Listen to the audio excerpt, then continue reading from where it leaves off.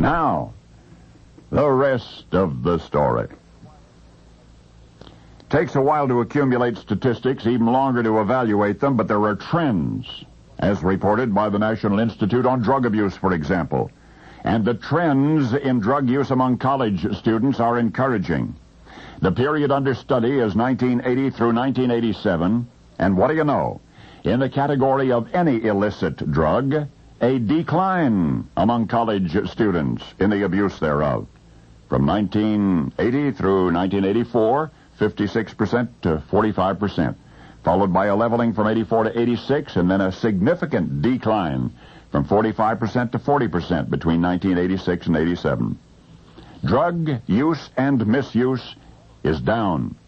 Individual drugs reflect similar trends. Marijuana, for example, LSD use has declined most quickly over one 3-year period. Use of barbiturates was already quite low among college students in 1980, but it fell by more than half to 1.3% in 1985. Tranquilizer use declined by half in the period 1980 to 84. And what's this? My goodness. College students, after demonstrating a relatively stable pattern in cocaine use between 1980 and 86, have shown a decline in the use of that drug in 1987. From 17% to 14%. How does that relate to the following newspaper headline? University of Pennsylvania students use drugs, says coroner.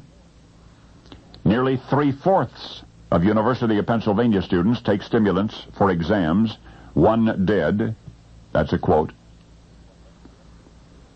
Well, here's what led to the expose. Leroy Scott of Denver, a senior at the University of Pennsylvania's medical school, was found unconscious in one of the school's dormitories, and subsequently he died. Coroner Ford says the boy's death was caused by hypodermic injections of morphine and a further oral dose of acetanilid. Coroner Ford is quoted further saying, "We have discovered that nearly 3/4 of the students in the college are drug users."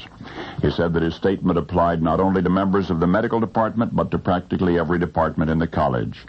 While most students are not regular users, nearly all, he said, use some stimulant during examination time. During the investigation surrounding the death of student Scott, the coroner's investigators determined that the favorite drug of students is strychnine. Before examinations, they cram for nights at a time and then enter the examination room chock full of strychnine. Coroner Ford says it's a wonder we have not had more sudden deaths.